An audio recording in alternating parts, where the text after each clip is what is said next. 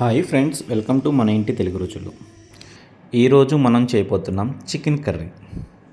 Chicken curry ఏ విధంగా చేయాలో ఇప్పుడు మనం చూద్దాం. ముందుగా చికెన్ని శుభ్రం చేసి కడిగి పక్కన పెట్టుకోవాలి. మనం ముందుగా స్టవ్ వెలిగించుకొని దాని మీద మనం శుభ్రం చేసుకున్నటువంటి చికెన్ని కాసంత నూనె యాడ్ చేసుకోవాలి. దానితో పాటు సరిపోయినంత సాల్ట్ని యాడ్ చేసుకోవాలి. కొంచెం పసుపుని యాడ్ చేసుకోవాలి. తర్వాత ముక్కలకు పట్టే విధంగా కిందికి పైకి కలుపుకోవాలి. తర్వాత ఈలోపు 2 టమాటాలు, 2 ఉల్లిపాయలు, 4 పచ్చిమిరపకాయలని కట్ చేసుకొని పక్కన పెట్టుకోవాలి. తర్వాత మిక్సీ చేసుకున్నటువంటి అల్లం వెల్లుల్లి పేస్టు, కొబ్బరి పేస్టు, ధనియాల పొడి, గిన్నె పెట్టుకొని పొయ్యి మీద పక్కన పెట్టుకోవాలి. తగినంత ఆయిల్ వేసుకొని హీట్ ఎక్కే వరకు వెయిట్ చేయాలి.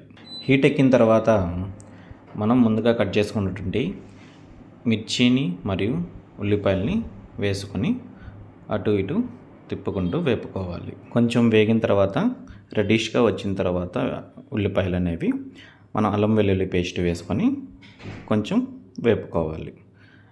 ఆ పచ్చి వాసన పోయేంత వరకు వేపుకోవాలి. తర్వాత మనం ముందుగా వేసుకున్నటువంటి కొబ్బరి పేస్ట్ని వేసుకొని ఆయిల్లో ఫ్రై చేయాలి.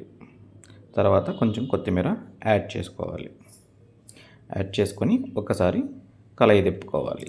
పచ్చివాసన పోయిన తర్వాత మనం ముందుగా ఉడకబెట్టుకున్నటువంటి చికెన్ని కళాయిలో వేసుకోవాలి. తర్వాత టమాటాలు యాడ్ చేసుకోవాలి.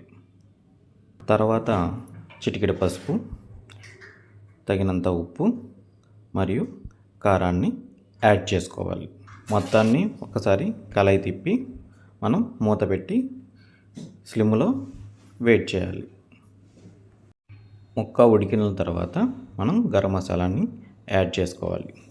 తర్వాత కొంతసేపటి తర్వాత ధనియాల పొడిని కూడా యాడ్ చేసుకోవాలి. చివరిగా కొత్తిమీర వేసుకొని గార్నిష్ చేసుకోవాలి. కొత్తిమీర వేసుకున్న తర్వాత ఒకసారి కళాయి తిప్పుకొని మూత పెట్టాలి. ఇక మన గుమగుమలాడే చికెన్ రెడీ. మరిన్ని వీడియోలతో మళ్ళీ కలుద్దాం. సబ్స్క్రైబ్ చేసుకోవడం మర్చిపోకండి. Stay tune our channel. Please subscribe.